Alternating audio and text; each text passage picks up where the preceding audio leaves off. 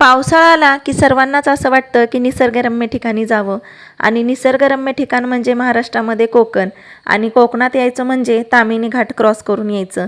तर आज ह्याच ताम्हिणी घाटाचं जे शूट आहे ना मी ते तुमच्यासोबत शेअर करणार आहे. तर ह्याचा तर लॉंग व्हिडिओ मी तुमच्यासोबत शेअर केलेलाच आहे. तर आज म्हणलं थोडं शॉर्टकटमध्ये पण दाखवूया. ताम्हिणी घाटात बघा हिरवीगार डोंगरे आहेत, खळखळणारे विविध असे धबधबे आहेत आणि सगळ्यात गाजलेलं म्हणजे बघा देवकुंड धबधबा.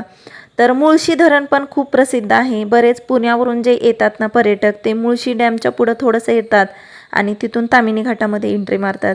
ताम्हिणी घाटामध्ये भरपूर असे डोंगरावरून वाहणारे धबधबे आहेत, त्याचा बरेच पर्यटक आनंद घेत असतात. तर आज काही मी असं आनंद घेण्यासाठी मी जात नव्हते.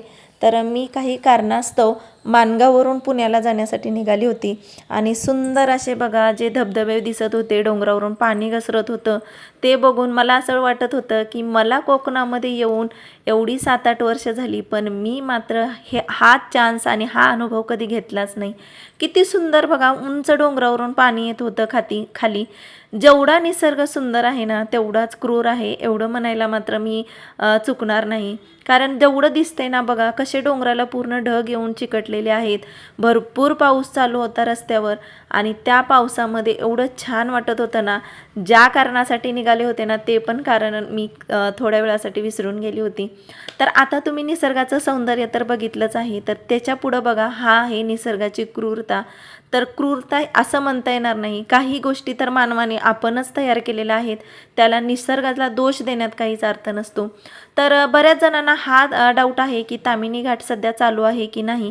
तर शक्यतो बघा ऑगस्ट ते सप्टेंबर महिन्यामध्ये या घाटामध्ये खूप सुंदर असं बघण्यासारखं असतं, म्हणून बरेच पर्यटक येतात. पण जसा पाऊस चालू होतो ना तसं मात्र ना भरपूर दरडी वगैरे कोसळतात रस्त्यावर आणि हे रस्ते बंद असतात. बऱ्याच ठिकाणी रस्ते खचलेले आहेत.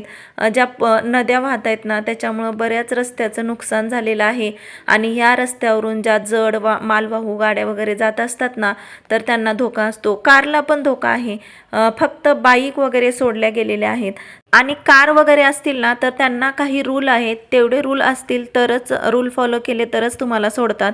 तर याच्याबद्दल एक फुल डिटेल्स व्हिडिओ ना मी माझ्या चॅनेलवर अपलोड केलेला आहे.